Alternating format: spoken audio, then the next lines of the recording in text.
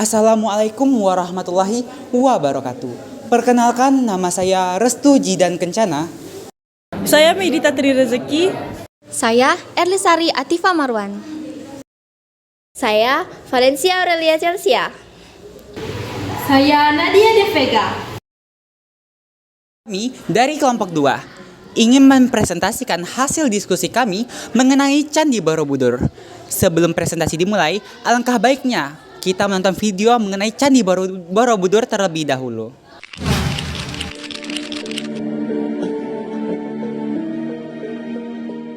Selamat datang di channel Jejak Prasejarah. Pada kesempatan kali ini saya akan membahas tentang kapan berdirinya Candi Borobudur, dan mohon disimak sampai selesai, supaya tidak salah kaprah dalam menyikapi pembahasan kali ini. Borobudur adalah sebuah candi Buddha yang terletak di Borobudur, Magelang, Jawa Tengah, Indonesia. Candi ini terletak kurang lebih 100 km di sebelah barat daya Semarang, 86 km di sebelah barat Surakarta, dan 40 km di sebelah barat laut Yogyakarta. Candi berbentuk stupa ini didirikan oleh para penganut agama Buddha Mahayana sekitar tahun 800 Masehi, pada masa pemerintahan Wangsa Shailendra. Borobudur adalah candi atau kuil Buddha terbesar di dunia, sekaligus salah satu monumen Buddha terbesar di dunia. Monumen ini terdiri atas 6 teras berbentuk bujur sangkar, yang di atasnya terdapat 3 pelataran melingkar, pada dindingnya dihiasi dengan 2.672 panel relief, dan aslinya terdapat 504 arca Buddha. Borobudur memiliki koleksi relief Buddha terlengkap dan terbanyak di dunia. Stupa utama terbesar terletak di tengah, sekaligus memahkotai bangunan ini, dikelilingi oleh 3 barisan melingkar 72 stupa berlubang, yang di dalamnya terdapat arca Buddha tengah duduk bersila, dalam posisi teratai sempurna dengan mudra, sikap tangan, Dharma Cakra Mudra, memutar roda Dharma. Monumen ini merupakan model alam semesta, dan dibangun sebagai tempat suci untuk memuliakan Buddha, sekaligus berfungsi sebagai tempat ziarah, untuk menuntun umat manusia, beralih dari alam nafsu duniawi, menuju pencerahan, dan kebijaksanaan sesuai ajaran Buddha. Peziarah masuk melalui sisi timur, dan memulai ritual di dasar candi, dengan berjalan melingkari bangunan suci ini searah jarum jam, sambil terus naik ke undakan berikutnya, melalui 3 tingkatan ranah dalam kosmologi Buddha.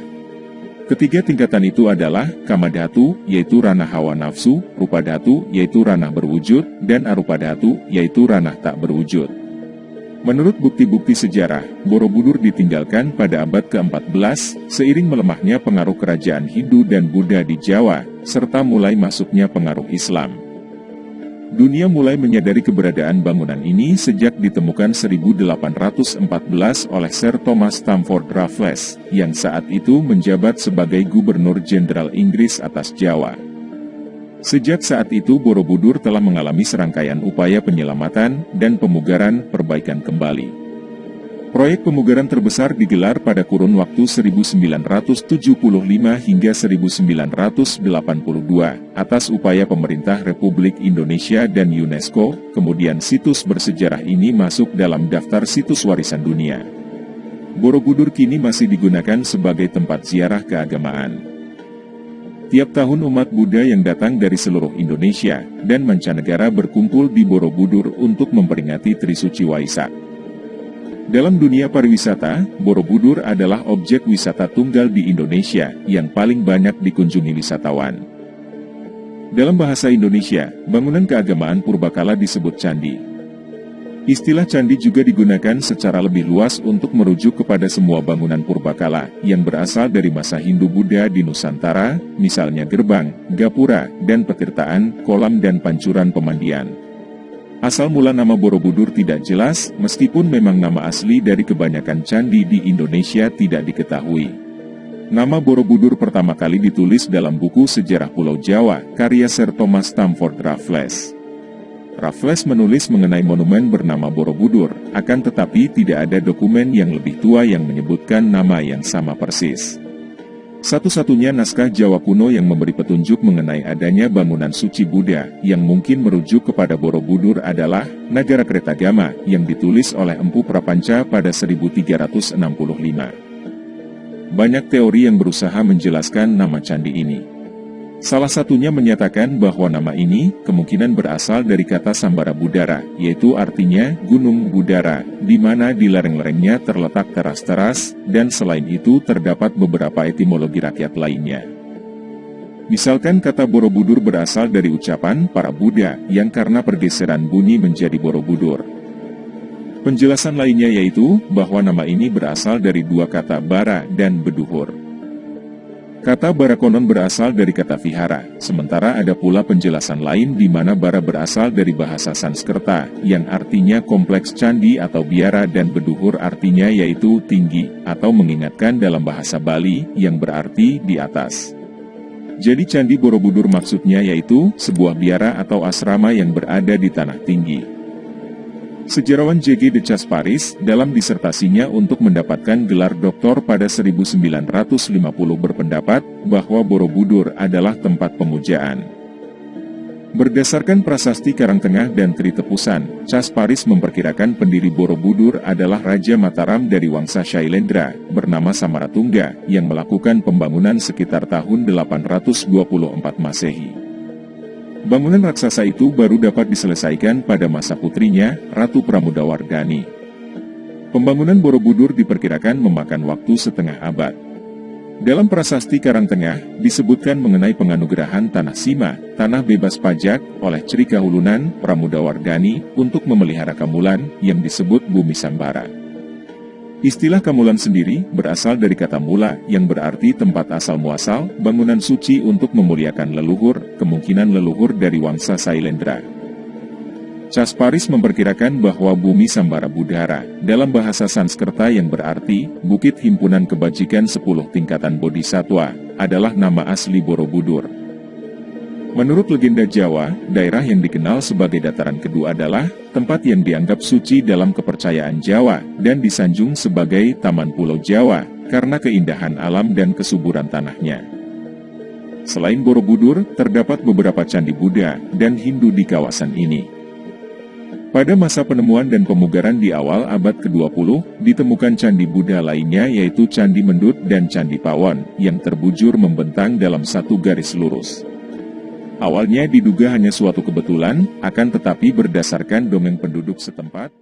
Video berikut merupakan fakta sejarah bukan cerita sejarah, karena dalam video tersebut tidak memuat ciri-ciri cerita sejarah, yaitu memiliki daya khayal atau fiksi di dalam videonya tersebut hanya berisi fakta-fakta tentang Candi Borobudur. Pesan dalam video tersebut diantara lain, A. Menggunakan banyak kalimat bermakna lampau, yaitu pada menit kedua 26 detik, dunia mulai menyadari keberadaan bangunan ini sejak ditemukan 1814 oleh Sir Thomas Stamford Raffles, yang saat itu menjabat sebagai Gubernur Jenderal Inggris atas Jawa. B. Menggunakan konjungsi temporal, yaitu pada menit 2:15 detik. Menurut bukti-bukti sejarah, Borobudur ditinggalkan pada abad ke-14 seiring melemahnya pengaruh kerajaan Hindu dan Buddha di Jawa, serta mulai masuknya pengaruh Islam. Karta kerja material, yaitu pada tayangan 1 menit 23 detik, yang di dalamnya terdapat arca Buddha tengah duduk bersila dalam posisi teratur sempurna dengan mudra sikap tangan Dharma Cakra mudra memutar roda Dharma. D. Menggunakan karta kerja yang menunjukkan kalimat tak langsung, yaitu pada tayangan 4 menit 20 detik. Salah satunya menyatakan bahwa nama ini kemungkinan berasal dari kata Sambara Budura, yaitu artinya gunung udara di mana di lerengnya terletak teras-teras. E. Menggunakan karta kerja mental, yaitu pada tayangan 5 menit 25 detik. Berdasarkan prasasti Karangtengah dan Tritepusan Casparis, memperkirakan pendiri Borobudur adalah Raja Mataram dari Wangsa Shailendra. Menggunakan kata-kata sifat untuk menggambarkan tokoh, tempat, atau suasana, yaitu pada menit ke-6, 23 detik. Menurut legenda Jawa, daerah yang dikenal sebagai dataran kedua adalah tempat yang dianggap suci dalam kepercayaan Jawa dan disanjung sebagai Taman Pulau Jawa karena keindahan alam dan kesuburan tanahnya. Selanjutnya, nilai-nilai yang terkandung dalam video tersebut.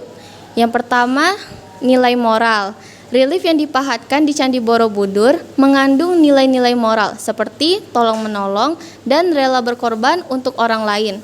Yang kedua, nilai spiritual. Candi Borobudur dijadikan tempat suci untuk memuliakan Buddha dan sebagai tempat ziarah untuk umat manusia.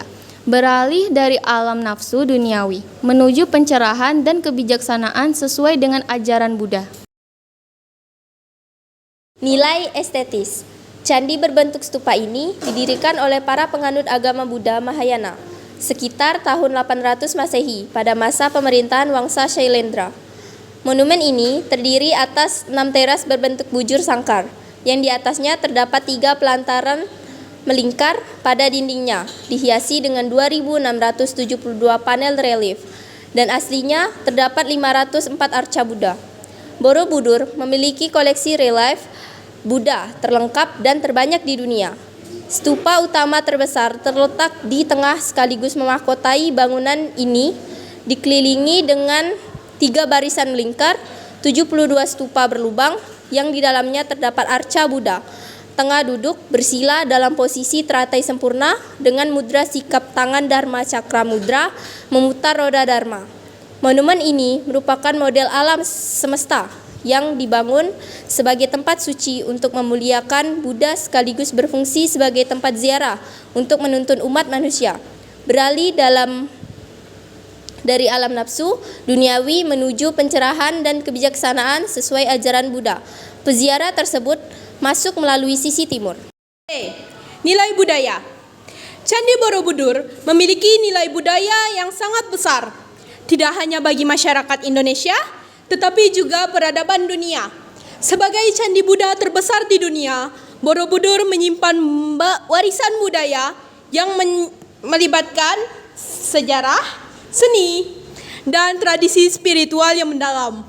Candi Borobudur merupakan simbol kebesaran budaya dan sejarah Indonesia. Nilai-nilai budaya yang terkandung di dalamnya meliputi peninggalan sejarah, seni ukir, dan arsitektur. Perpaduan budaya spiritualitas serta pendidikan. Sebagai situs warisan budaya, Borobudur tidak hanya menjadi kebanggaan nasional, tetapi juga aset berharga bagi dunia, mengingatkan kita akan pentingnya melestarikan warisan budaya sebagai bagian dari identitas dan kemajuan peradaban manusia. Nilai sosial. Candi Borobudur tidak hanya memiliki nilai historis, budaya, dan religius yang penting, tetapi juga mempunyai nilai sosial yang sangat besar bagi masyarakat.